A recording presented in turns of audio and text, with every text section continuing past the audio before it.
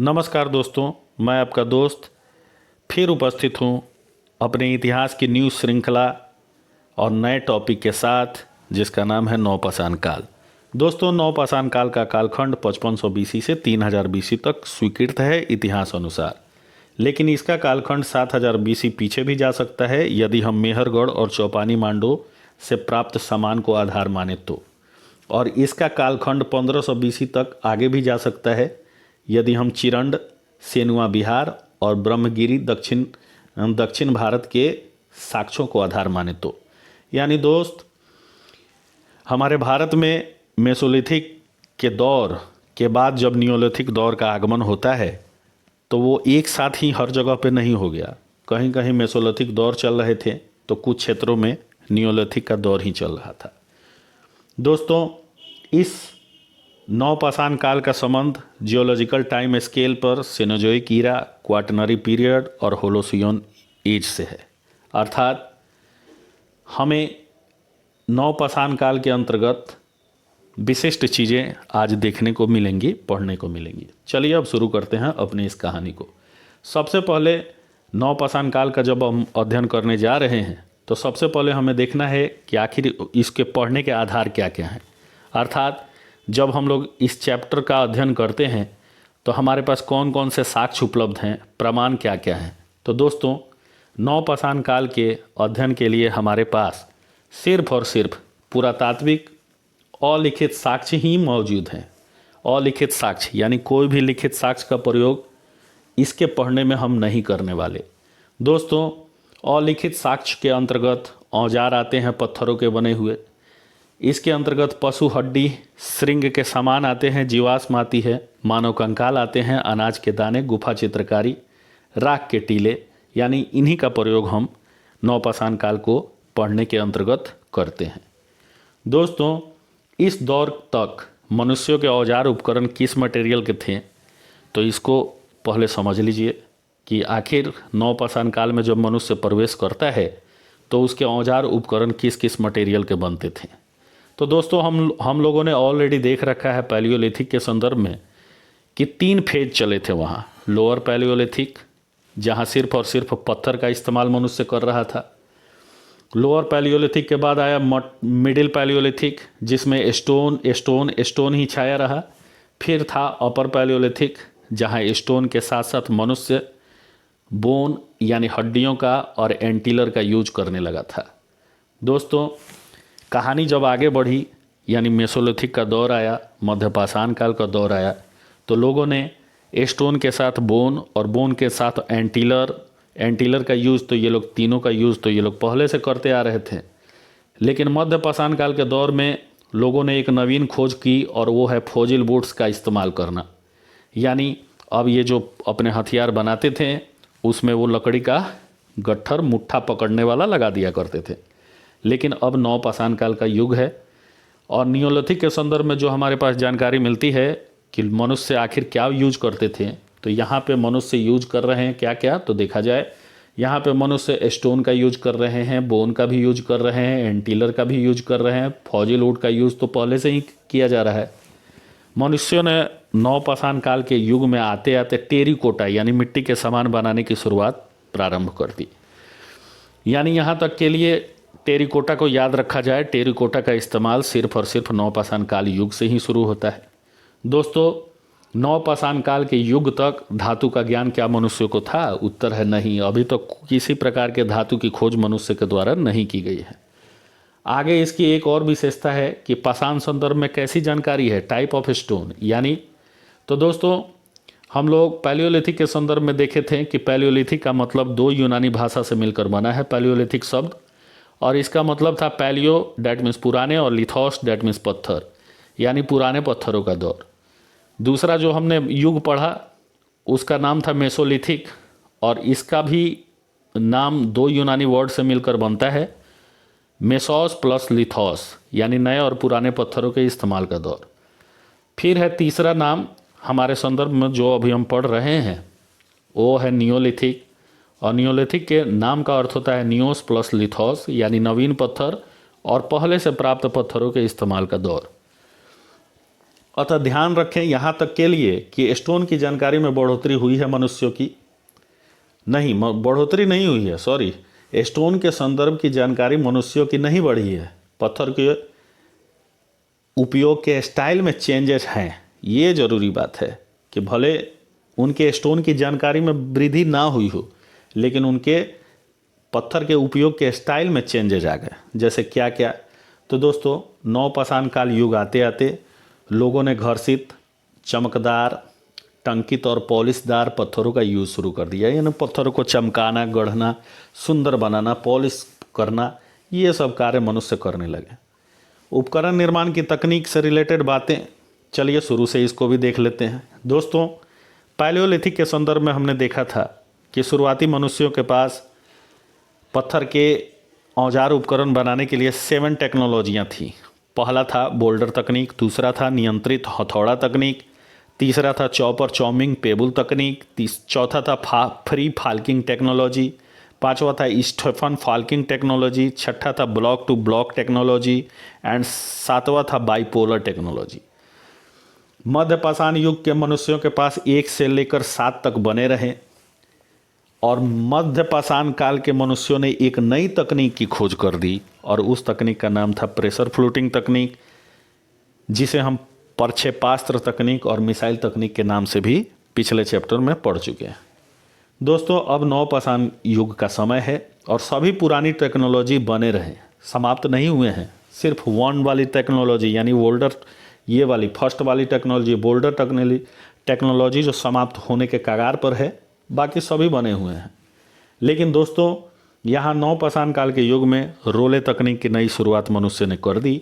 और रोले तकनीक उस तकनीक को कहते हैं जिसके अंतर्गत पत्थर को घिस कर, गढ़ कर, पॉलिश कर कर चमका दिया जाता था। इसी को हम लोग ग्रेडिंग, पैकिंग, पॉलिशिंग, फ्लैकिंग और चिपिंग तकनीक भी कहते थे। ये थी उपकरण औजार के निर्माण की टेक्नोलॉजी। दोस्तों अब देखते हैं उपकरण औजार कौन कौन से थे। तीनों काल को एक साथ हम लोग देख लेंगे यहाँ। दोस्तों मनुष्यों के पास पैलियोलिथिक एज में हैंड एक्स था, क्लीवर था, चॉपर था, डिस्क्वाइड कोर था, फ्लैग टूल्स थे, कोर टूल्स था, ब्लेड था, स्क्रैपर था, ब्यूरिन था, चिज्जल था, पॉइंट था। मेसोलिथिक में जब मनुष्य आया तो उसके पास 1 से लेकर 11 हथियार तो थे ही, उपकरण औजार तो थे ही, लेकिन एक कार्य यहाँ मनुष्य ने कर दिया। अब इस जो बड़े बड़े साइज के इनके उपकरण औजार होते थे, अब वो उन लोग को, उसके आकार को इसने छोटा कर दिया है। यानी इनके बहुत छोटे छोटे आकार बनने लगे, यानी त्रिभुज के आकार के औजार हथियार बनने लगे, वृत्ताकार क्रिस्टल स्टाइल के भी यहाँ बनने लगे। लेकिन अब नियोलिथिक का दौर है, सभी विशेषताएं पिछली जारी रहीं, कुछ भी समाप्त नहीं हुआ। आकार कुछ और छोटा हो गया, औजार हथियार कुछ और परिष्कृत हो गए। और नवपाषाण काल की देने यहाँ देखिए, पत्थर की खुरपी बनी, कुदाल, स्कंदित कुठार, बेहतर हथौड़ा, ये सभी पत्थरों की बनाई जाने लगी। और ये कब से बनाई जा रही हैं? खुरपी, कुदाल, स्कंदित कुठार, बेहतर हथौड़ा। तो आप सभी इसको याद रखिए कि ये नवपाषाण काल की देने हैं। गदा, शीर्ष, बनाग्र, सीलकंठ, फैब्रिकेटर इत्यादि, पशु हड्डी, कुंडन, गले की माला, कृषि उपकरण, घरेलू हथियार भी बनाए जाने लगे। अब चलिए दोस्तों हम शुरू करते हैं इसके विशिष्ट उपलब्धियों को देखना है। यानी नवपाषाण काल की कुछ विशिष्ट उपलब्धियां हैं जो हमारे जानने योग्य हैं, और इन विशिष्ट उपलब्धियों को हमेशा अपने जेहन में बनाए रखिए ताकि किसी भी एग्ज़ाम के अकॉर्डिंग आप फिट बैठ सकें, आपकी सारे प्रश्न हल हो जाए। दोस्तों नवपाषाण काल की विशिष्ट उपलब्धियां। उपलब्धि नंबर 1, खेती करने वाले मनुष्य की कहानी शुरू।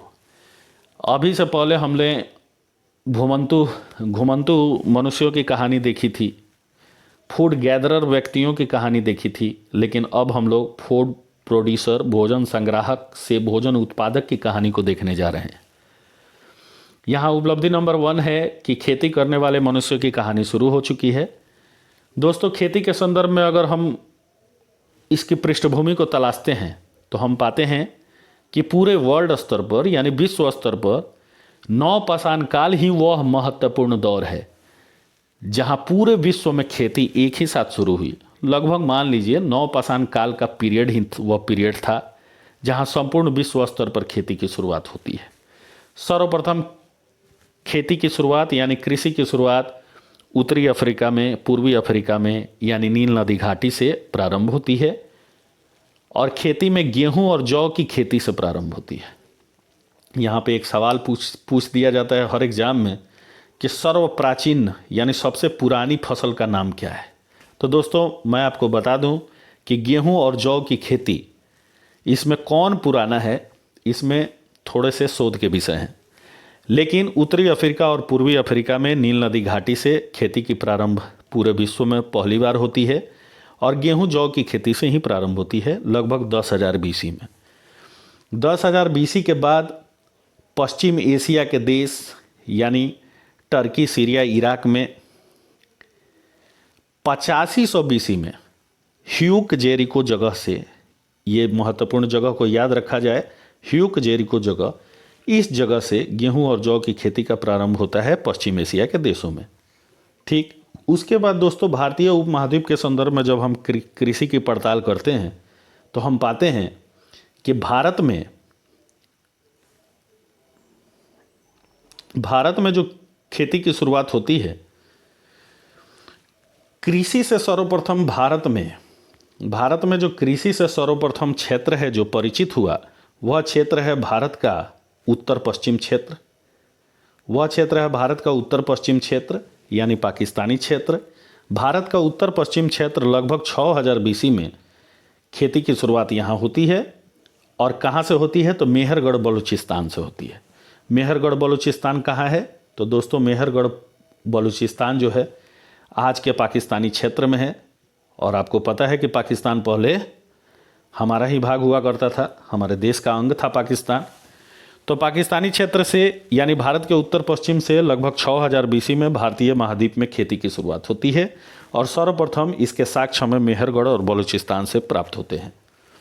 मेहरगढ़ प्राचीनतम प्रमाण है खेती का और कृषक समुदायों की सबसे पुरानी बस्तियों का साक्ष्य देने वाला पहला साइट है मेहरगढ़।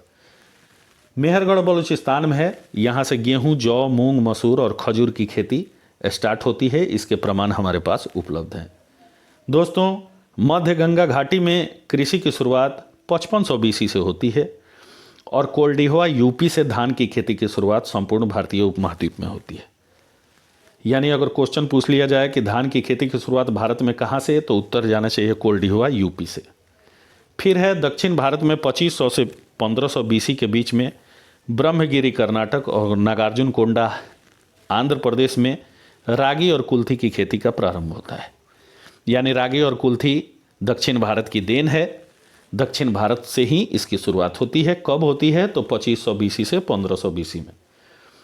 महत्वपूर्ण फैक्ट्स यहाँ तक के लिए यानी कृषि से संबंधित महत्वपूर्ण फैक्ट्स जो हैं वो हैं दोस्तों, नवपाषाण काल के युग में हल बैल आधारित कृषि क्या थी? उत्तर है नहीं थी, नहीं थी, नहीं थी। तो आखिर लोग खेती करते कैसे थे? तो दोस्तों खेती करने के लिए लोग कुदाल से गड्ढा बनाते थे, गड्ढा के खोद के उसमें बीज डालते थे, बस यही प्रोसेस था। क्या खेती के लिए वर्षा का जल उपलब्ध था? उत्तर है नहीं था। वर्षा का जल तो उपलब्ध था लेकिन कृत्रिम सिंचाई प्रबंध कोई नहीं थे। कोई भी कृत्रिम खाद का प्रमाण भी नहीं था। संभावना है कि पशु गोबर का लोग इस्तेमाल खेती कार्यों में करते होंगे। और खेती का प्रोसेस हम लोग ऑलरेडी देख चुके हैं कि कुदाल से गड्ढे करते हैं, देन उसमें बीज डालते हैं, यही प्रोसेस था खेती का। भारतीय उपमहाद्वीप में गेहूं की खेती 6000 BC से शुरू हुई। जौ की खेती भी लगभग 6000 BC से शुरू होती है। दलहन, मूंग, मसूर की खेती भी लगभग 6000 के आसपास शुरू हुई। यानी गेहूं की खेती 6000 BC, जौ की खेती 6000 BC और दलहन, मूंग, मसूर की खेती भी 6000 BC से शुरू होती है। दोस्तों धान की खेती की शुरुआत भारतीय उपमहाद्वीप में 5500 BC से होती है। रागी, कुल्थी भारतीय उपमहाद्वीप में 2500 BC से दक्षिण भारत से शुरू हुए और बाजरे की खेती 1200 BC से शुरू होती है भारत में। दोस्तों गेहूं और जौ भारत के लिए आयातित फसल वर्ग में है। यानी ये यहाँ की अपनी कृषि नहीं है। ये भारत में गेहूं और जौ बाहर से आए। अब कहाँ से आए इसकी कोई जानकारी हमारे पास उपलब्ध नहीं है। जबकि धान जो है भारत की ओर से इस विश्व को देन है। यानी धान की खेती पूरे विश्व को भारत की देन है और रागी, कुल्थी भारत की देन है, ऐसा भी दावा है। बट इतिहासकारों का दावा ही है, अभी मान्यता इसको नहीं मिली है। नवपाषाण काल की उपलब्धियों की श्रृंखला में उपलब्धि नंबर 2 पर आता है पशुपालन की जीविका साधन के रूप में शुरुआत। दोस्तों, हम लोग ऑलरेडी पढ़ चुके हैं कि मनुष्यों ने इंडिविजुअली रूप से जानवरों को पालतू बनाना शुरू कर लिया था मध्यपाषाण काल के दौर से ही, लेकिन अब नवपाषाण काल का युग है और जैसे ही जैसे युग आगे बढ़ता गया मनुष्य परिष्कृत होता गया, मनुष्य ट्रेंड होता गया। तो दोस्तों, हालांकि पशुपालन शुरू भारत में मध्यपाषाण काल के दौर से, इसके प्रमाण हमें 2 जगहों से मिलते हैं। राजस्थान का बाभौर जो सबसे पुराना प्रमाण देता है और मध्य प्रदेश का आदमगढ़ जो दूसरा साक्ष्य देता है पशुपालन संबंधित। ये बात हम ऑलरेडी पिछले चैप्टर में देख चुके हैं। लेकिन वो इंडिविजुअलिक था, पशुपालन व्यवसाय के रूप में व्यवस्थित नहीं थे। लेकिन अब नवपाषाण काल का दौर है और इस दौर में देखिए पशुपालन के संदर्भ में क्या परिवर्तन हुए। तो दोस्तों, नवपाषाण काल आते आते यूपी के बेलन घाटी में इलाहाबाद और कोल्डिहुआ के निकट महागढ़ा से, यानी 2 क्षेत्र हैं, कोल्डिहुआ जो इलाहाबाद में है, बेलन घाटी में है, यूपी में है, और महागढ़ा जो ये भी यूपी में है। इन दोनों जगहों से पशुबाड़े का साक्ष्य मिलता है। पशुबाड़ा यानी वह स्थान जहाँ पशुओं को एक साथ रखा जाता था। इसमें 3 तरफ दरवाजे हैं और स्तंभ गर्त हैं, यानी पोर्ट हॉल बने हुए हैं। 28 पोर्ट हॉल बने हैं, यानी ये वैसे खंबे गाड़ने वाले जगह मिले हैं जहां जानवरों को खूंटे में रख के बांधा जाता था। इसी को स्तंभ गर्त और पोर्ट हॉल बोला जाता था। जानवरों के खुरों के निशान भी प्राप्त हुए हैं। अतः ऐसे प्रमाण बताते हैं कि अब पशुपालन बृहद स्तर पर होने लगा था। अन्य कई जगहों से भी हमें राख के टीले का प्रमाण मिलता है। कर्नाटक से, आंध्र प्रदेश से भी राख के टीले मिले हैं, ऐश माउंड मिले हैं। और राख के टीले का मिलना भी ये बात सिद्ध करता है कि जानवरों को पालतू बनाया जाता था, ठीक, और उनके फिर से गोबर एक साथ इकट्ठे किए जाते थे। ये समस्त बातें साबित करती हैं कि पशुपालन व्यवसाय के रूप में शुरू हो चुका था, व्यक्तिगत रूप से भी और सामुदायिक रूप से भी स्टार्ट हो चुका था। और यहाँ पे कौन कौन से पशु पालतू बनाए जा चुके थे, तो देखिए नवपाषाण काल के युग तक कुत्ता को, भेड़ बकरी को, गाय बैल को, सुअर को और मालवाहक पशु रूप में गधा और खच्चर को सर्वप्रथम पालतू बना लिया गया था। और गधा खच्चर के लिए याद रखें कि इसे सबसे पहले दक्षिण भारत में प्रयोग में लाया गया। और कुत्ता सर्वप्रथम सबसे पहला पशु था जिसे मनुष्य ने पालतू बनाना सीखा था। यानी नवपाषाण काल का इतिहास कृषक और पशुपालकों की कहानी है। दोस्तों, कृषक और पशुपालकों की कहानी की अगली कड़ी में उपलब्धि नंबर 3 को देखते हैं। उपलब्धि नंबर 3 में हम पाते हैं भोजन संग्राहक से भोजन उत्पादक में परिवर्तित मनुष्य। दोस्तों, पैलियोलिथिक मेसोलिथिक के दौर में जो मनुष्य भोजन संग्राहक था, यानी इधर उधर से चुन के भोजन इकट्ठे करता था, वह नवपाषाण काल के युग में प्रवेश करते करते भोजन उत्पादक बन गया। ये उन्हीं की कहानी है और इसको हम लोग इस चैप्टर में पढ़ रहे हैं। तो देखिए, इन तीनों युग को अगर सामने रख के इसका विश्लेषण करते हैं तो हम पाते हैं कि पैलियोलिथिक का एज, जहाँ मनुष्य कच्चा मांस खाता था, पशु का शिकार करता था, और पशु में भी कौन कौन, बड़े बड़े पशुओं का शिकार करता था, चूँकि इसके हथियार बड़े बड़े थे। मछली पकड़ना इसके शौक थे, मछली का शिकार करता था। पैलियोलिथिक में कंद मूल फल संग्रह करता था, यानी दौर भोजन संग्राहकों का था। और इनकी अर्थव्यवस्था जो थी वो बर्बर आखेट प्रकार की अर्थव्यवस्था थी, शिकारी अर्थव्यवस्था थी। जब मनुष्यों का प्रवेश मेसोलिथिक दौर मध्यपाषाण युग में होता है तो भी सेम फीचर्स बने रहे, बस थोड़े बहुत चेंजेस देखने को मिलते हैं। और वो चेंजेस हैं कि मनुष्य अब कच्चा और पक्का मांस दोनों खाता है, यानी आग के इस्तेमाल से मनुष्य परिचित हो गया है। मछली पकड़ना कंद फूल मूल फल संग्राहक है, यानी दौर भोजन संग्राहकों का ही है, आखेट प्रकार का ही है, आखेट प्रधान ही है और बर्बर अर्थव्यवस्था का दौर ही है। लेकिन ज्यों ही हम नवपाषाण काल के युग में प्रवेश करते हैं तो मनुष्यों के बहुत सारे चेंजेस देखने को मिलते हैं। और एक चेंजेस यह भी है कि मनुष्य अब कच्चा और पक्का मांस तो खाता ही है, छोटे जानवरों का शिकार करता ही है, मछली भी पकड़ना उसके शौक हैं, कंद मूल फल संग्राहक भी है। लेकिन सबसे नवीन बात है कि नवपाषाण काल का मनुष्य कृषि की शुरुआत कर चुका है। पशुपालन पर उसकी निर्भरता हो चुकी है, यानी दौर भोजन संग्राहकों का भी है, भोजन अन्न उत्पादकों का भी है। अर्थव्यवस्था उभर गई है पहली बार भारत में, और ये अर्थव्यवस्था कृषि पर आधारित है, ये अर्थव्यवस्था पशुपालन पर आधारित है। और कृषि प्लस पशुपालन पर आधारित अर्थव्यवस्था को ही हम बोल सकते हैं स्वनिर्भर अर्थव्यवस्था की कहानी शुरू हो चुकी है, यानी खुद अपना भोजन बनाने की प्रक्रिया मनुष्य शुरू कर चुके हैं। उपलब्धि नंबर 4, नवपाषाण काल की उपलब्धि नंबर 4 है गांव बस्ती का आगमन। दोस्तों, लोगों की सामूहिकता की शुरुआत हो चुकी थी मध्यपाषाण काल से ही। मध्यपाषाण काल से कुछ प्रमाण हमें मिले थे, और प्रमाण मिलते कहाँ से थे, तो महादहा यूपी, दमदमा, सराय नाहर राय यूपी से सामुदायिक चूल्हों की प्राप्ति हुई थी।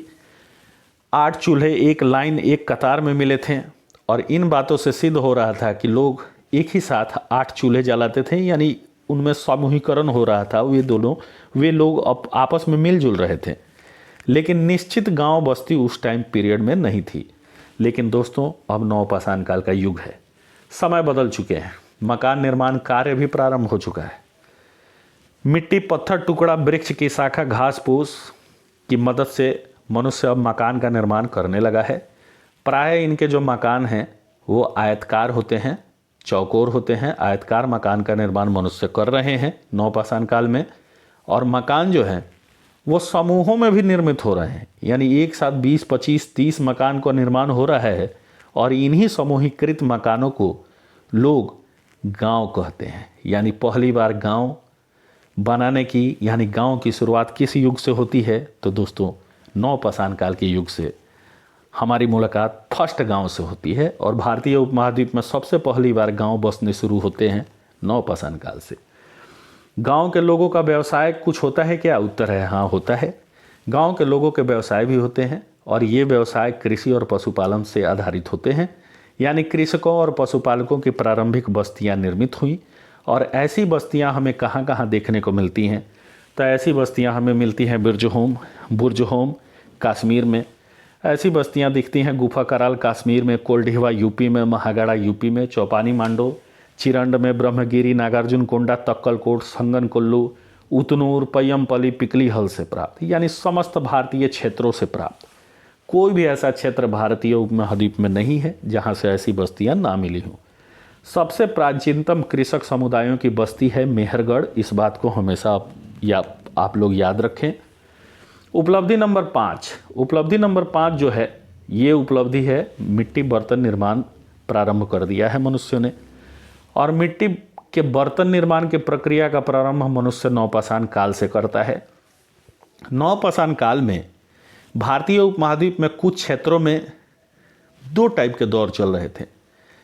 एक ऐसा लोगों का समूह चल रहा था जहां मृदभांड रहित नवपाषाण काल था, यानी यहाँ किसी प्रकार के मृदभांड नहीं बनते थे। और एक समूह ऐसा था जहां मृदभांड सहित नवपाषाण चल रहा था, यानी लोग बर्तन भी निर्माण कर रहे थे। और मृदभांड के 2 टाइप थे।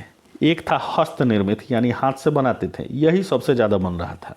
और दूसरा था चाक से निर्मित, यानी कुम्हार के चाक से तो आप परिचित होंगे। उस चाक पे जो बर्तन निर्मित होते थे वो बहुत बेहद कम थे। मृदभांड सहित जो नवपाषाण युग था, जो दौर था, जो लोगों का समूह था, उस दौर की कुछ विशेषताएं थीं। उनके मृदभांड की कुछ विशेषताएं थी। और विशेषता थी कि इन मृदभांडों को धूप में सुखाया जाता था। आवे में पकाए गए बर्तन भी थे। सादे मृदभांड अधिक मिले हैं, रंगीन बर्तन कम मिले हैं। डिजाइन बगैर अधिक हैं, डिजाइनदार बहुत कम मिले हैं। इस बात को आप याद रखिए। मनुष्य वृक्ष के छाल से पत्थर को पीसकर रंग निर्माण की कला सीख चुका था और यूज भी शुरू कर चुका था। दोस्तों, उपलब्धि नंबर 6 जब देखते हैं तो ये उपलब्धि है सावधान प्रक्रिया की। सावधान प्रक्रिया उस प्रक्रिया को कहते हैं जब मरणोपरांत किसी व्यक्ति के साथ उसके परिजन जो व्यवहार अपनाते हैं। तो सावधान प्रक्रिया कैसी? तो देखिए, मध्यपाषाण काल के दौर से ही शुरू हो चुका था सावधान भारतीय उपमहाद्वीप में। क्यों शुरू हुआ? चूँकि मनुष्य सामुदायिक रूप से रहने लगा था, इसकी शुरुआत कर चुका था। और लोगों को सम्मान, अपने पूर्वजों को सम्मान देने के एवज में वो उनका सावधान करने लगा था। अब तो नवपाषाण काल युग है, थोड़ा और परिष्कृत युग का दौर है, जो मध्य पाषाण की तुलना में अधिक विकसित है। लोग गाँवों में रहते हैं और नवपाषाण काल से संबंधित सावधान की प्रक्रियाएं बहुत सारी हैं। जैसे देखिए, प्रक्रिया नंबर 1, प्राय लोगों को दफनाने की प्रथा है, ये हर जगह है। दूसरा, दफनाने का तरीका है कि पूर्ण विस्तृत सावधान कर देंगे, यानी पूरा बॉडी समेत ले जाएंगे और उनको दफना देंगे। यदि व्यक्ति को अकेला लिटाकर दफनाएंगे तो उसे एकल सावधान कहा जाता था। यदि व्यक्ति को दो व्यक्तियों को एक साथ मरने के बाद लिटा के दफना दिया जाए तो इसे युगल सावधान कहा जाता था।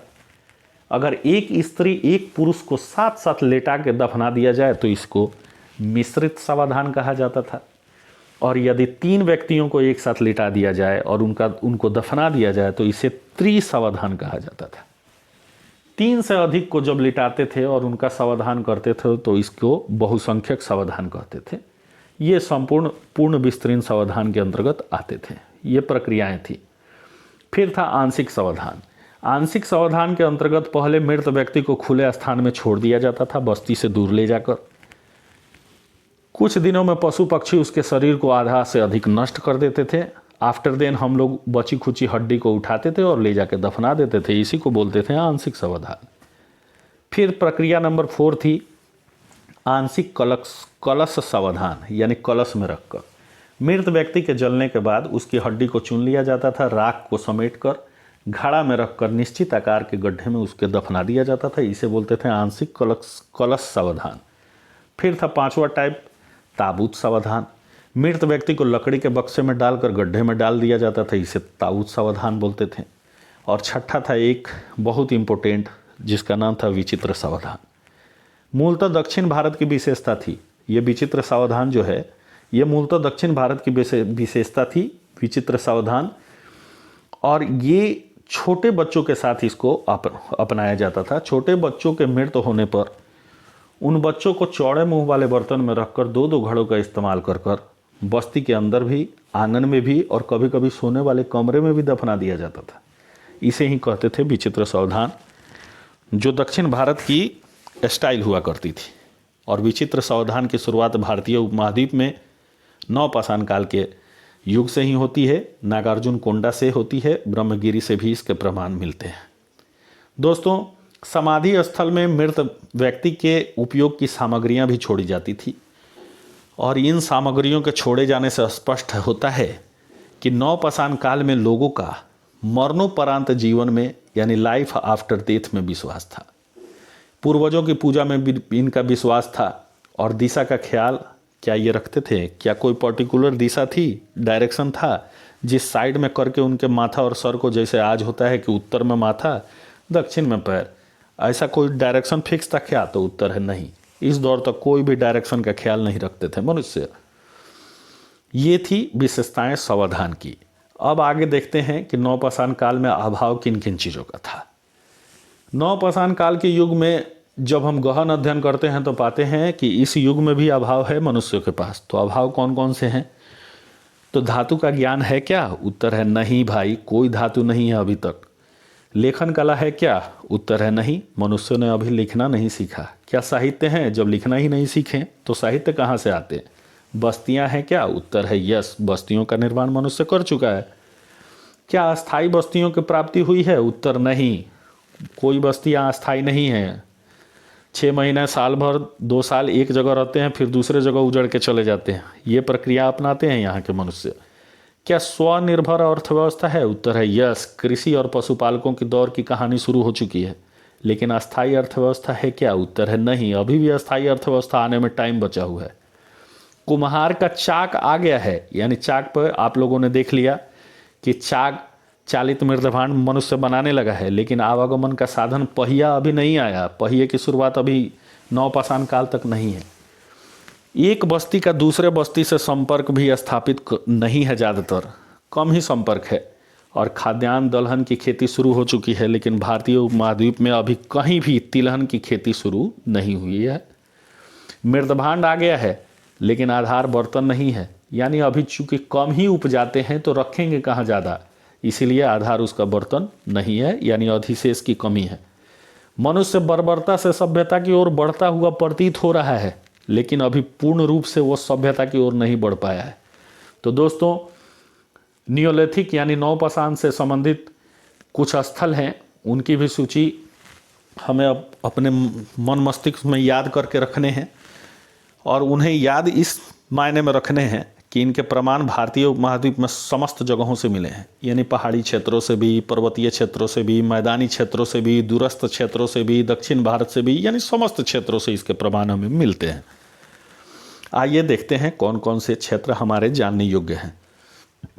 पहला साइट है मेहरगढ़। मेहरगढ़ कहाँ है? तो मेहरगढ़ उत्तर पश्चिम में है, क्वेटा जगह पाकिस्तान में है, आज के पाकिस्तान में है। पहले तो ये भारत का अंग हुआ करता था।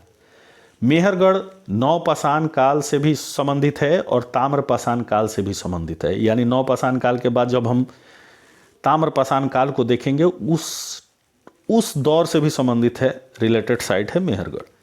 मेहरगढ़ ही वह महत्वपूर्ण साइट है जहां पूरे भारतीय उपमहाद्वीप में कृषि प्रारंभ का सबसे प्राचीन साक्ष्य प्राप्त होता है।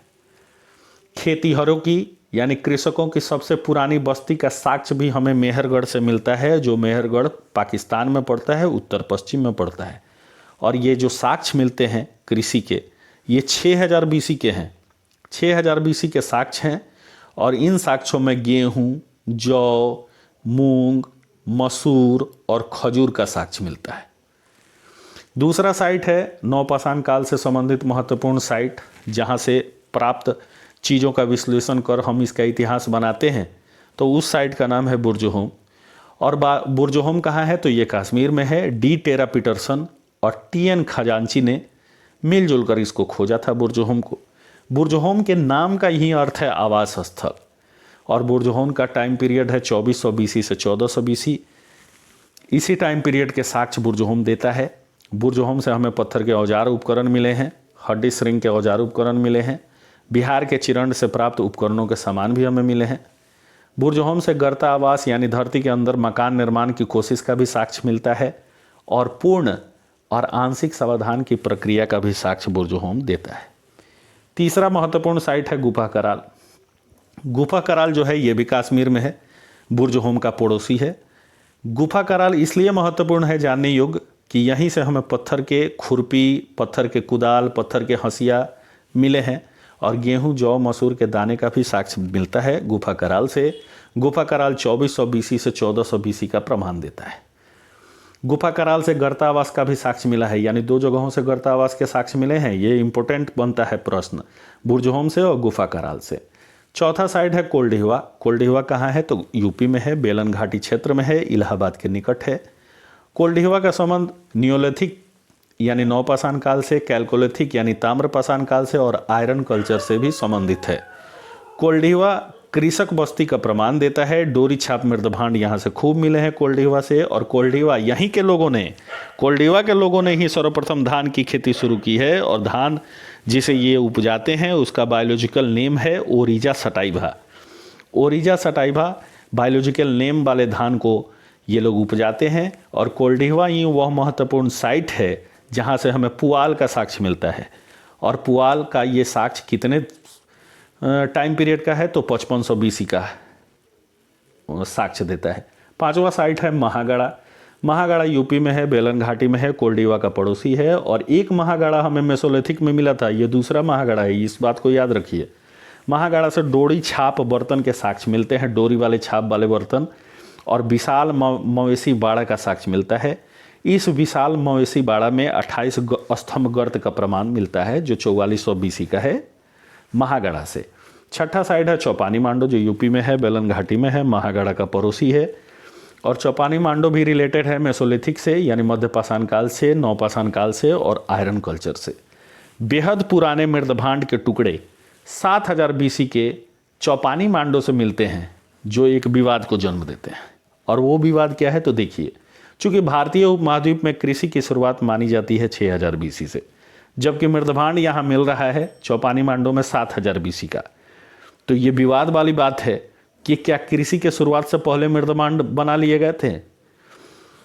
ये विवादित मामला है भाई, इसको हम नहीं देखेंगे। आगे है 7वां साइट चिरंड। चिरंड जो बिहार में है, चिरंड बहुत फेमस जगह है, ये साइट बहुत ही बड़ा है। सारण जिला में पड़ता है। गंगा घाघरा सोन क्षेत्र यानी सोनपुर के आसपास का क्षेत्र है। चिरंड का संबंध नवपाषाण काल से भी है, कैलकोलिथिक फेज से भी है, आयरन कल्चर से भी है और कुषाण कल्चर से भी है। चिरंड जो है नियोलिथिक चिरंड का कालखंड 2400 से 1400 बीसी तक का है और चिरंड से हमें पत्थर के औजार उपकरण बहुत अधिक मात्रा में मिले हैं। पशु हड्डी के औजार भी खूब मिले हैं। चिरंड से गेहूं, जौ, धान, दलहन, मूंग, मसूर के साक्ष्य भी मिले हैं। और इसी के बगल में जगह है चेचर।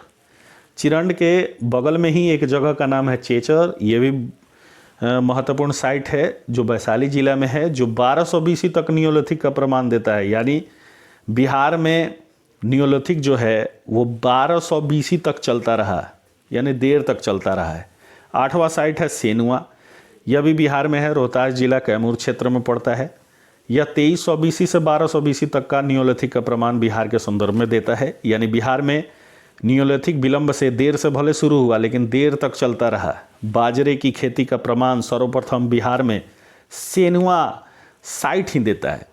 फिर है 9वां साइट बरूडी, यह झारखंड में है। कृषक बस्ती है, कृषकों की बस्ती है और पत्थर का बना स्कंदित कुठार प्राप्त हुआ है।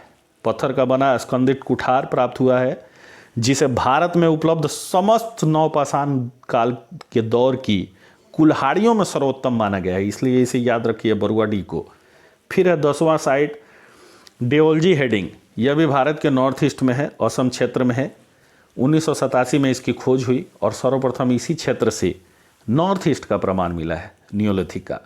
यानी दोस्तों मध्यपाषाण काल और पुरापाषाण काल में नॉर्थ ईस्ट से हमें कोई भी प्रमाण नहीं मिले थे, लेकिन अब नवपाषाण काल का दौर है और नवपाषाण काल से संबंधित हमें प्रमाण नॉर्थ ईस्ट से भी मिलने लगे हैं। यानी पहाड़ी ढलान पर अस्थायी बस्तियों का साक्ष्य हमें देता है डेओलजी हेडिंग। और डेओलजी हेडिंग जो है यह हमें झूम खेती का प्रथम प्रमाण देता है। इस बात को भी आप हमेशा अपने दिमाग में फिट कर लें। फिर है 11वां साइड लीक सुगुर। लीक सुगर कहाँ है तो कर्नाटक में है, मैसूर जिला में पड़ता है। 1842 में MH कृष्ण जी ने इसकी खोज की है और सबसे पहला खोजा गया पूरे भारतीय उपमहाद्वीप में नियोलिथिक साइट यही है। यानी इसके खोज के बाद ही भारत में लोगों ने नियोलिथिक यानी नवपाषाण काल से रिलेटेड साइट को खोजने की प्रक्रिया को अंजाम देना शुरू कर दिया। 12वां साइट है महत्वपूर्ण ब्रह्मगिरी। यह ब्रह्मगिरी कर्नाटक में है, चिंतल दुर्ग जिला में है। 1947 में इसकी खोज हुई और मार्टियन व्हीलर की खोज है। ब्रह्मगिरी नवपाषाण काल से भी मेगालिथिक यानी मेगालिथिक कल्चर से भी और सातवाहनों से भी रिलेटेड साइड है। ये 2-3 कल्चर से रिलेटेड है। और नियोलिथिक जो है ब्रह्मगिरी में जो प्राप्त हुआ है अभी वाला, उसका टाइम पीरियड 2500 से 1500 बीसी है। यानी दक्षिण भारत में नियोलिथिक देर से शुरू होता है और देर तक चला है। ब्रह्मगिरी वह महत्वपूर्ण स्थान है कर्नाटक का जहाँ से हमें रागी कुल्थी की खेती का सबसे प्राचीनतम प्रमाण प्राप्त होता है। रागी जिसे गरीबों का धान कहते हैं और कुल्थी एक दलहन प्रकार है। ब्रह्मगिरी ही वह महत्वपूर्ण साइट है दक्षिण भारत का जहाँ से छोटे बच्चे के विचित्र सावधान का भी प्रमाण हमें प्राप्त होता है। विचित्र सावधान को तो आप ऑलरेडी समझ चुके हैं कि मृत बच्चे को उसके प्रति मोह माया दर्शाने के लिए लोग उसको क्या करते थे, घड़े में पैक करके आंगन में और बस्ती में ही दफना दिया करते थे। फिर देखिए महत्वपूर्ण साइट है 13वां नंबर साइट तक्कलकोट जो कर्नाटक में है। संगलकल्लू ये भी कर्नाटक में है। कुपगल ये भी कर्नाटक में है। कोडेगल ये भी कर्नाटक में है। पिकलीहल ये भी कर्नाटक में है और पय्यमपल्ली ये भी कर्नाटक में है। दोस्तों ये संपूर्ण कर्नाटक वाले जितने साइट्स हैं इन समस्त साइटों से हमें पशुपालकों की बस्तियों के प्रमाण मिले हैं और समस्त जगहों से हमें ऐस माउंड यानी राख के टीले का भी साक्ष्य मिलता है। 19वां साइट है नागार्जुन कोंडा यह भी एक महत्वपूर्ण साइट है जो आंध्र प्रदेश में है, कुर्नूल क्षेत्र में है और कृष्णा घाटी क्षेत्र में है। कृष्णा घाटी में है नागार्जुन कोंडा। और नागार्जुन कोंडा से हमें कई संस्कृतियों से संबंधित प्रमाण मिलते हैं। जैसे नागार्जुन कोंडा रिलेटेड है नवपाषाण काल से जिसे हम अभी पढ़ रहे हैं। फिर नागार्जुन कोंडा रिलेटेड होगा मौर्य युग में और फिर सातवाहन युग में। यानी ये 3 युगों से संबंधित साइट है। नागार्जुन कोंडा ये ठीक वैसे ही साइट है जैसे कि ब्रह्मगिरी यानी कृषक पशुपालकों का ये बस्ती रहा है और 2500 बीसी से 1500 बीसी का प्रमाण भी देता है। कृषक समुदायों की बस्ती यहाँ थी, एकमात्र स्थल है, यह भी याद रखिए नागार्जुन कोंडा के संदर्भ में कि यही एकमात्र स्थल है जो हमें गधा और खच्चर के पशुपालन का साक्ष्य देता है दक्षिण भारत का। और एकमात्र स्थल है नागार्जुन कोंडा जहाँ मिश्रित डबल वारियर सावधान का साक्ष्य मिलता है। ये भी बहुत महत्वपूर्ण बात है, मिश्रित डबल वारियल सावधान का साक्ष्य कहाँ से मिला है? उत्तर है नागार्जुन कोंडा, आंध्र प्रदेश, कुर्नूल क्षेत्र, कृष्णा घाटी। फिर अगला साइट है उतनूर जो महबूबनगर जिला आंध्र प्रदेश में है, पलवाय जो अनंतपुर जिला आंध्र प्रदेश में है, पय्यमपल्ली आर्काड जिला जो तमिलनाडु में है।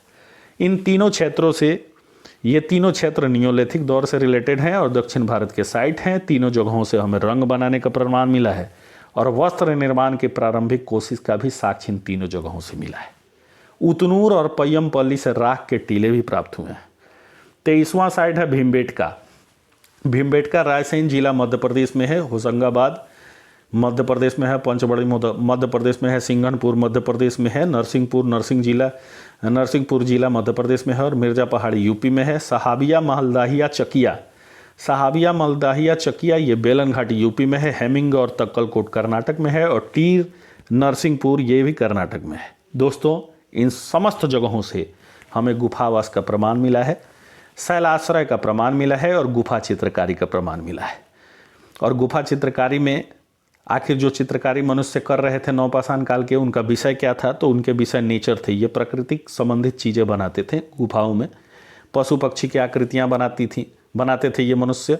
भौतिक क्रियाएं, मनुष्य झुंड में हंसते हुए दिखाते थे ये खुद को और समूह में मछली पकड़ते हुए भी दिखाते थे। तो दोस्तों ये था नवपाषाण काल का संपूर्ण अध्ययन। इस संपूर्ण नवपाषाण काल के अध्ययन के बाद अब हमारी नेक्स्ट वीडियो में मुलाकात होगी कैलकोलिथिक फेज फर्स्ट, जिसे हम ताम्रपाषाण काल चरण नंबर 1 बोलेंगे। दोस्तों अभी तक जितने भी हमने हिस्ट्री पढ़े हैं उन हिस्ट्री में हमने शुरुआत अपनी प्री हिस्टोरिक एज से की थी। प्री हिस्टोरिक एज में हम लोगों ने ऑलरेडी पढ़ रखा है पूरा पाषाण काल को, और पूरा पाषाण काल एक ह्यूज टाइम पीरियड वाला काल था, इसलिए अध्ययन की सुविधा हेतु हमने उसे 3 भागों में बांट रखा है। निम्न पूरा पाषाण काल, मध्य पूरा पाषाण काल और उच्च पूरा पाषाण काल। इन तीनों का अध्ययन के बाद हम लोग ऑलरेडी देख चुके हैं मध्य पाषाण काल को, और मध्य पाषाण काल के संपूर्ण विश्लेषण के बाद हम लोगों ने नवपाषाण काल की समस्त एक एक जानकारियों को अपने जेहन में कैद कर रखा है।